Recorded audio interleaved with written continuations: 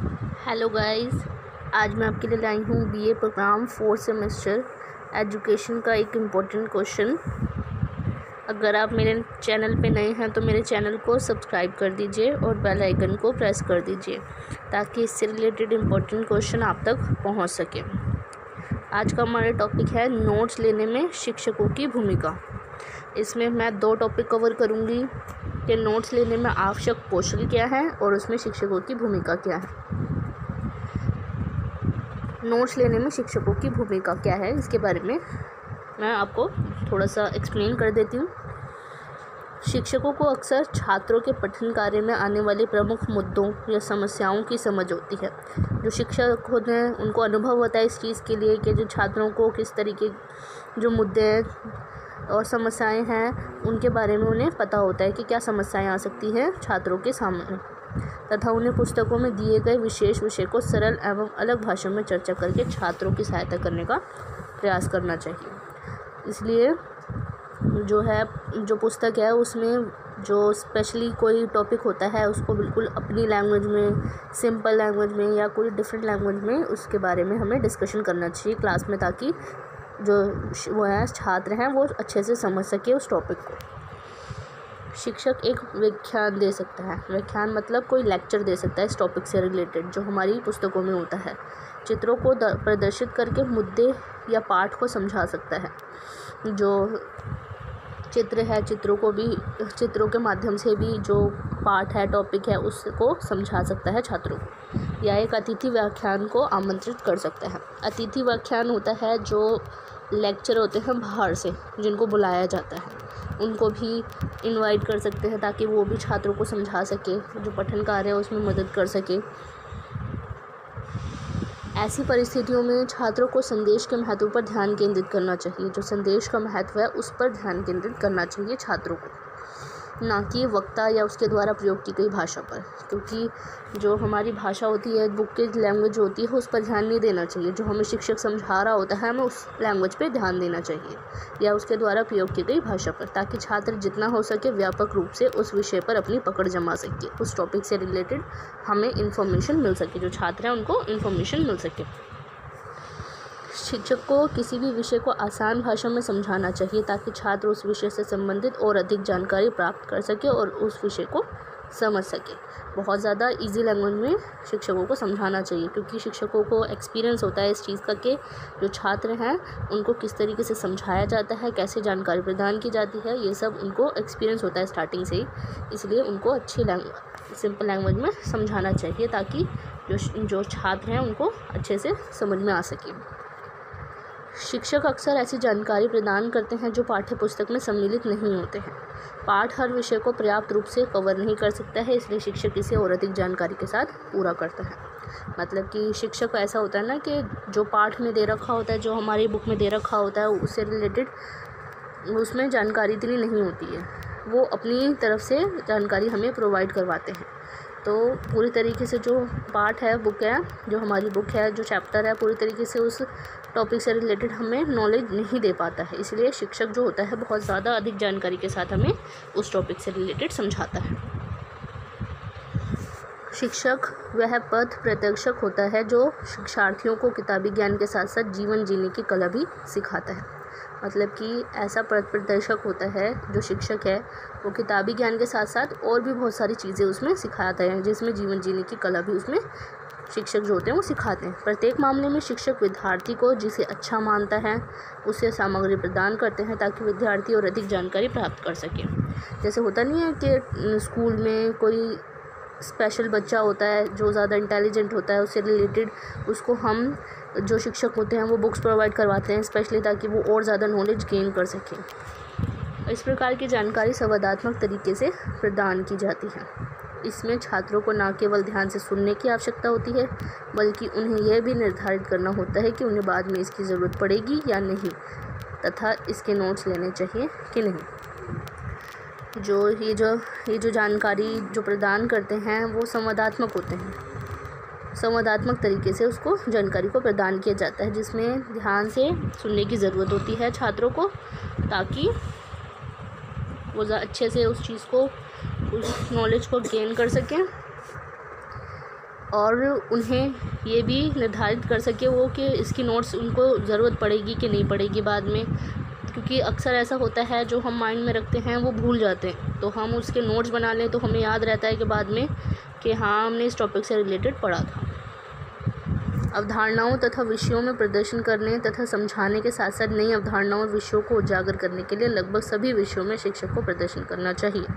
जो अवधारणाएं हैं, जो विषय हैं, उसको प्रदर्शन करने के लिए और उन्हें समझाने के लिए, नई नई अवधारणाएं, नए नए टॉपिक्स जो होते हैं उनको उजागर करने के लिए उसमें शिक्षक का प्रदर्शन होना ज़रूरी होता है। शिक्षक का प्रदर्शन करना चाहिए शिक्षक को। हम अक्सर प्रदर्शनों को प्राकृतिक विज्ञान से जोड़ते हैं, हम नेचुरली हम जोड़ते हैं हम उसे प्राकृतिक विज्ञान से। ऐसे में ये अन्य विषयों में भी पाए जा सकते हैं, बहुत ज़्यादा अलग टॉपिक पे भी इसमें पाए जा सकते हैं। प्राकृतिक विज्ञान में तो बहुत सारी चीज़ें आ जाती हैं जो हम देखते हैं। एनवायरनमेंट में जो चीज़ें होती हैं उसमें भी ये सब पाए जाते हैं। शिक्षक अतिथि व्याख्याता को विदेशी संस्कृति और कलाकृतियों का प्रदर्शन के लिए बुला सकते हैं। मतलब कलाकृति के प्रदर्शन के लिए भी, सब भारतीय संस्कृति, विदेशी संस्कृति, सब से रिलेटेड के बारे में इंफॉर्मेशन देने के लिए बाहर से भी हम अतिथि व्याख्याता को बुला सकते हैं। या अपनी भाषा के माध्यम से भावनात्मक विचारों का प्रदर्शन कर सकते हैं। जो हमारी जो फीलिंग्स हैं उससे, जो हमारी जो विचार हैं उसका प्रदर्शन कर सकते हैं। इसमें छात्रों को प्रदर्शन के महत्व को समझने की आवश्यकता है और इसके नोट्स लेने की भी आवश्यकता है। मतलब कि जब ये शिक्षक समझाते हैं हर चीज़ तो उसमें छात्रों को प्रदर्शन के महत्व को भी समझना ज़रूरी होता है और उसमें नोट्स लेने की भी उसमें आवश्यकता होती है, क्योंकि सोशली वर्क होता है इसमें, प्राकृतिक विज्ञान से रिलेटेड होता है और इसमें जो एनवायरनमेंट से रिलेटेड चीज़ें होती हैं तो उसके लिए भी नोट्स लेना विद्यार्थियों के लिए ज़रूरी हो जाता है। शिक्षक सप्ताह में लगभग हफ्ते में हर दिन गृह कार्य देता है, जिसके द्वारा शिक्षक विद्यार्थियों की प्रकृति का आकलन करते हैं।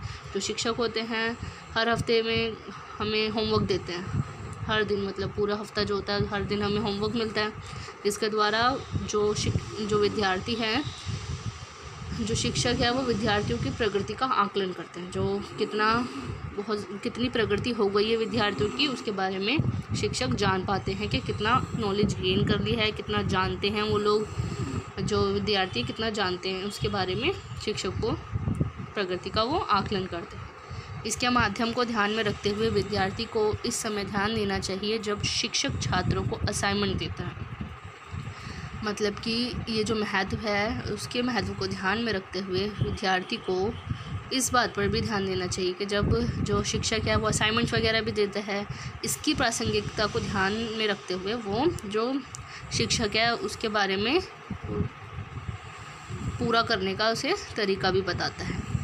इसकी प्रासंगिकता मतलब इसकी जो महत्व है, इसकी इम्पोर्टेंस क्या है असाइनमेंट की, उसको महत्व को ध्यान में रखते हुए ये तरीका भी बताता है शिक्षक, जिसकी वजह से जो विद्यार्थी हैं उनको इसकी जो महत्वपूर्ण तारीख है उन सब चीज़ों को लिख लेना चाहिए नोट्स के रूप में। शिक्षक छात्रों को अच्छी तरह से अधिक जानकारी के साथ समझाता है ताकि बाकी छात्र भी अच्छे से समझ सकें और उस विषय को ध्यान में रख सकें जो उनके भविष्य के लिए उज्ज्वल है। ये उज्ज्वल लिख दिया गलती से, उज्ज्वल आना था यहाँ पे, उज्ज्वल है मतलब भविष्य के लिए बहुत ज़्यादा इम्पॉर्टेंट है। ऐसी चीज़ों के बारे में भी जो शिक्षक है वो बताता है। ऐसे में विद्यार्थियों को नोट्स की आवश्यकता होती है ताकि वह सारे विषय को कुछ अंकों में लिखकर याद कर सके तथा उनके लेखन कार्य में भी सुधार होता है। मतलब कि जो इसमें भी जो है छात्रों को ज़रूरत पड़ती है नोट्स लेने की ताकि वो जो महत्वपूर्ण विषय है, महत्वपूर्ण जो पॉइंट्स हैं, टॉपिक्स हैं उसको लिख सके और जिसकी वजह से इनके लेखन कार्य में भी इसका सुधार होता है। शिक्षक उनको नोट्स लेने के लिए इसलिए भी प्रेरित करता है ताकि वे किसी विषय को भूल ना जाए।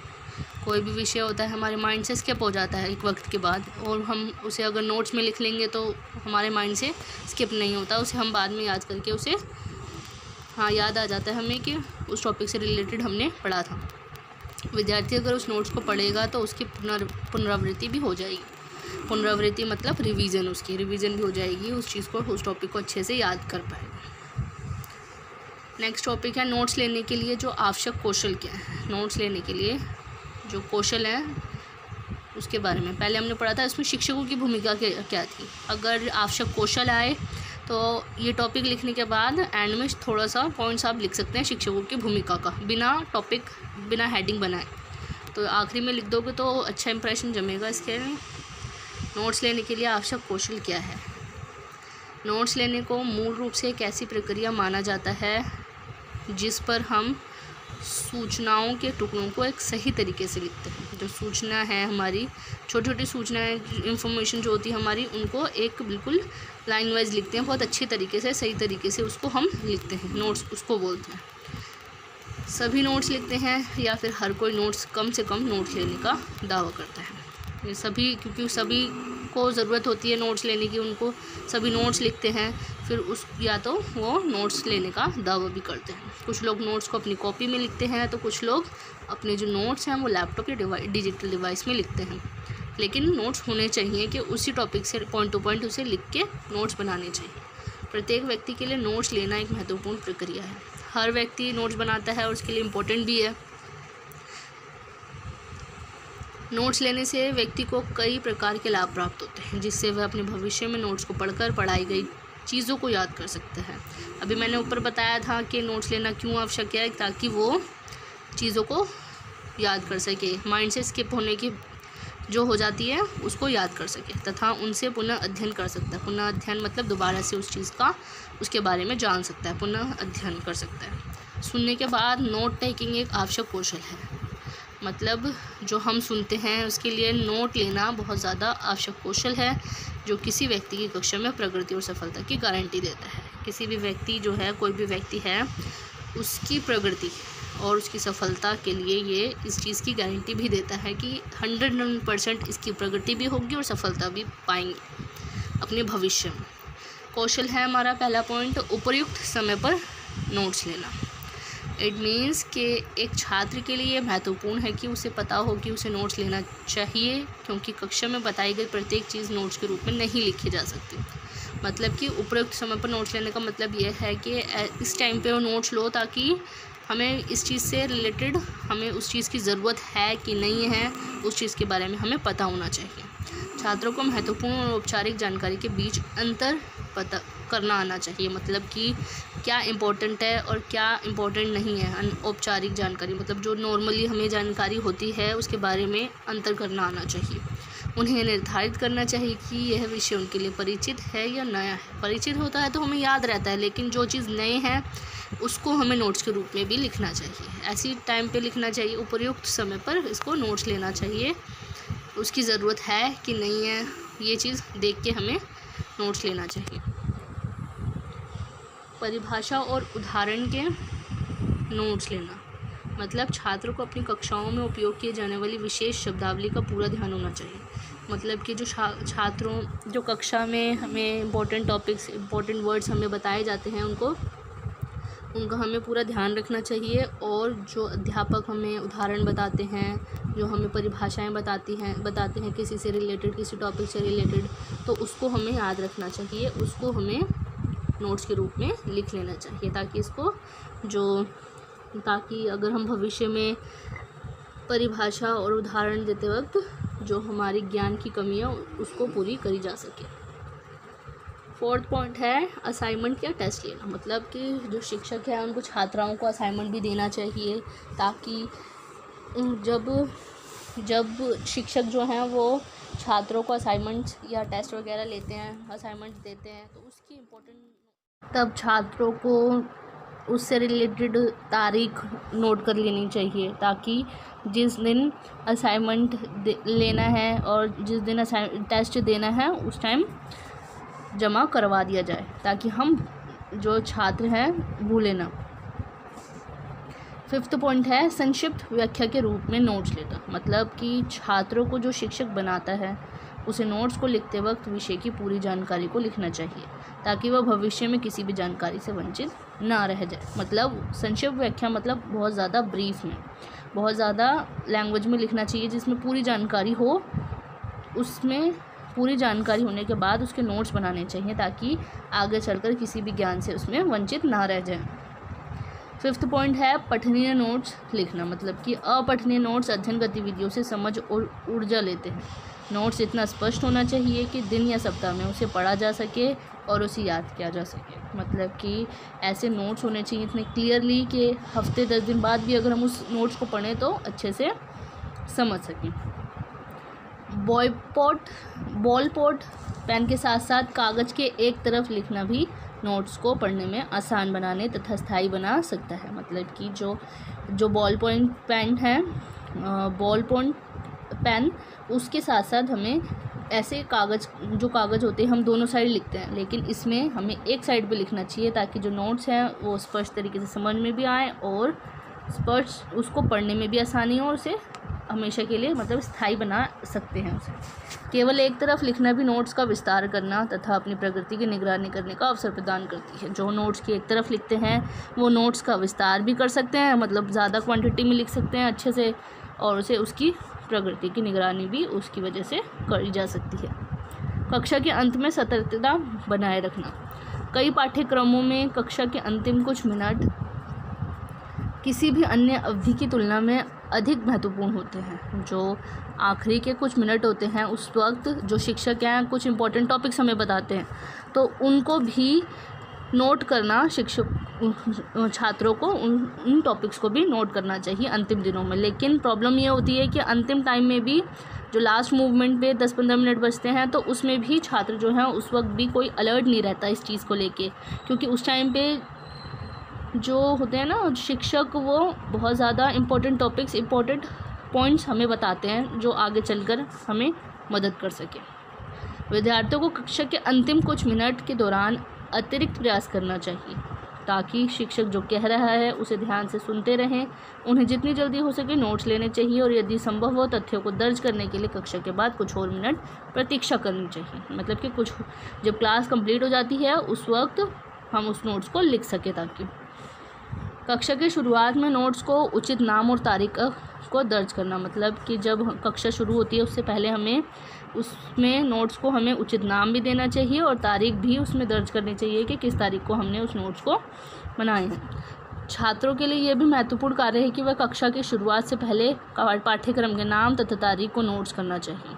मतलब कि जो महत्वपूर्ण तारीख है, हमें कभी भी कोई भी टॉपिक लिखें तो उससे ऊपर हमें उसका नाम और तारीख लिखना चाहिए ताकि हम जो नोट्स हैं उसको व्यवस्थित तरीके से संभाल के रख सकें, ताकि हमें ये भी पता लग सके कि हमें किस विषय से ये संबंधित है और जो नोट्स है उसको अपनी जगह पर, सही जगह पर हम लिख सकें। कौन से रिलेटेड से जो टॉपिक है, कौन से टॉपिक से रिलेटेड है ये, उसके बारे में हम उसे अच्छे से लिख सकें। हमारा 8th पॉइंट है कक्षा के बाद नोट्स को संशोधित करना। मतलब कि जो कक्षा है छात्रों को अपने नोट्स व्यवस्थित करने की चिंता नहीं करनी चाहिए, क्योंकि आमतौर पर कक्षा में ऐसा करने के लिए पर्याप्त समय नहीं होता। जब हम क्लास में होते हैं तब उस टाइम पे हमें नोट्स को संशोधित करने का इतना टाइम नहीं होता, लेकिन नोट्स के बाद हमें इसको संशोधित करना चाहिए। जब नोट्स में अवधारणाओं पर ध्यान देने के लिए अधिक समय हो, कक्षा में नोट्स को संशोधित कर सकते हैं। जो नोट्स के बाद जब हमारी क्लास कंप्लीट हो जाती है, कुछ वक्त जो बचता है उसमें हम नोट्स को संशोधित कर सकते हैं। नोट्स को संशोधित करने के लिए बाएं और बड़े मार्जिन का उपयोग करना चाहिए। बाएं कॉलम में ऐसे संकेत होने चाहिए जो विद्यार्थी को दाएं कॉलम में जानकारी को याद करने में मदद कर सकें। बाएं कॉलम में इतना गैप छोड़ो कि दाएं कॉलम में लिखी हुई जितनी भी चीज़ें हैं उनको याद करने में, अच्छे से जानकारी याद करने में उसे मदद मिल सके। बाएं कॉलम में थोड़ा सा गैप छोड़ना चाहिए पॉइंट्स वगैरह लिखने के लिए, ताकि जो दाएं तरफ जो है उससे रिलेटेड टॉपिक्स उसको लिख सके पॉइंट टू पॉइंट। समय समय पर नोट्स की समीक्षा करना। नोट्स की समीक्षा करने के लिए कई अध्ययन किए गए हैं। इस अध्ययन के निष्कर्षों ने सुझाव दिया है कि जो छात्र नियमित रूप से अपने नोट्स की समीक्षा करते हैं वह छात्र जो नोट्स की समीक्षा नहीं करते उनकी तुलना में उपलब्धि परीक्षणों में बेहतर प्रदर्शन करते हैं। जो छात्र होते हैं नोट्स की समीक्षा करते हैं वो बहुत ज़्यादा उपलब्धि परीक्षणों में बहुत अच्छा प्रदर्शन भी करते हैं उनकी तुलना में जो नोट्स की समीक्षा नहीं करते, क्योंकि उनको तो कुछ याद ही नहीं होता। नोट्स की समीक्षा उसको रिवाइज़ करना चाहिए, नोट्स की समीक्षा करनी चाहिए, उनको रिवाइज़ करना चाहिए टाइम टू टाइम, ताकि हमें जो पहले के ज्ञान है उसको भूल ना जाए। छात्रों को समय समय पर नोट्स की समीक्षा करनी चाहिए जिससे कि नोट्स में दिए गए ज्ञान को छात्र याद रख सके और तथा अगर नोट्स में कोई गलती हुई हो तो उसे भी वह सुधार सके। नोट्स लेने के चरण हैं ये। नोट्स लेने के विभिन्न चरण क्या हैं? सक्रिय सुनना, पहला पॉइंट तो यही है। सक्रिय सुनना मतलब कि सही ढंग से सुनना, मतलब जो व्याख्याता है, जो लेक्चरर है, वो जो वो कुछ भी कहता है उसे लिखने के बजाय सबसे पहले हमें उस चीज़ पे फोकस करना चाहिए कि वो बोल क्या रहा है, कहा जा रहा है कि उस पर ध्यान दें और उसे अपने अनुभवों पर लागू करें। हमें अपने अनुभव पे इसे लागू करना चाहिए। पूर्व ज्ञान से जुड़ना मतलब कि पिछले ज्ञान से जुड़ना भी जानकारी को अपने शब्दों में रखने में सक्षम बनाता है। हम जो पहले ज्ञान से हम जुड़ते हैं तो हमें अपनी लैंग्वेज में उस चीज़ को शब्दों में लिखने में उसमें हमें सक्षम हो पाते हैं हम उस चीज़ को। महत्वपूर्ण संकेतों को पहचानना मतलब कि इम्पोर्टेंट जो पॉइंट्स हैं उस चीज़ को के बारे में हम उसे जान सकते हैं। व्याख्याता पारंपरिक संकेतों की आपूर्ति करते हैं, जैसे मौखिक जोर, हाव भाव और एक विचार पर खर्च किए गए समय की मात्रा, जो सबसे महत्वपूर्ण शिक्षण सामग्री की पहचान करती है। जो महत्वपूर्ण संकेत है उस पर हमें उसको भी पहचानना चाहिए। मौखिक जोर है, हाव भाव है, उसके विचार की मात्रा जो है वो सबसे महत्वपूर्ण उसमें मानी जाती है। मुख्य विचारों को रिकॉर्ड करना, प्रमुख अवधारणाओं को सुनने और कैप्चर करने और प्रासंगिक उदाहरणों को सुनने के बीच संतुलन बनाना। जो मुख्य विचार है उसको रिकॉर्ड करने में आता है, जो भी अवधारणाएं हैं उनको सुनने, हम अपने उसको कैप्चर करने, उसको ग्रैस्प करने, और जो उससे रिलेटेड जितनी भी उदाहरण है उसके बीच में उदाहरण है उसको सुनने के बीच में इसमें संतुलन बना सकते हैं। फिफ्थ है इसका चरण समीक्षा और संशोधित करना, मतलब जो नोट्स हैं उसकी समीक्षा भी करनी चाहिए और उसको संशोधित करना भी ज़रूरी होता है। सामग्री जो हमने टॉपिक पढ़ा होता है पाठ, उसको फिर से देखना, नोट्स को फिर से कॉपी करना, उसको नोट्स फिर से बनाना ताकि वो चीज़ भूल ना जाए उस टॉपिक से रिलेटेड। लिखने में हमें बहुत ज़्यादा एक्सपीरियंस मिल जाता है, लिखने से हमें बहुत सी चीज़ें याद हो जाती है बहुत अच्छी तरीके से, और उसे संशोधित करना, आपने जो सीखा है उसे याद रखने में उसकी सहायता करने के सभी तरीके हैं। जो हम याद करते हैं उसकी सहायता करता है ये समीक्षा और संशोधित करना, इसमें ये मदद करता है। ये है पूरे विभिन्न चरण, नोट्स लेने के विभिन्न चरण। सारा ये टॉपिक कवर कर दिया है मैंने कि नोट्स लेने में शिक्षकों की भूमिका क्या है, नोट्स लेने में जो आवश्यक कौशल हैं वो क्या है, और इसके विभिन्न चरण। ये 3 टॉपिक इसमें कवर कर दिए हैं। एग्ज़ाम में जो भी आए तो आप अपनी तरफ से लिख सकते हैं बना के। अगर ये टॉपिक आए कि नोट्स लेने के लिए आवश्यक कौशल क्या है और उसकी भूमिका बताइए, महत्व बताइए, तो उसमें लिख सकते हैं आवश्यक कौशल, और आखिरी में थोड़े से पॉइंट शिक्षकों की भूमिका भी लिख सकते हैं ताकि वो ज़्यादा क्वांटिटी में आंसर आपका आ सके। And thanks for watching my video. मेरे चैनल को सब्सक्राइब कर दीजिएगा ताकि मैं इससे रिलेटेड आप तक वीडियोस पहुंच सके और मुझे सपोर्ट भी मिलता रहे। Thanks for watching my video.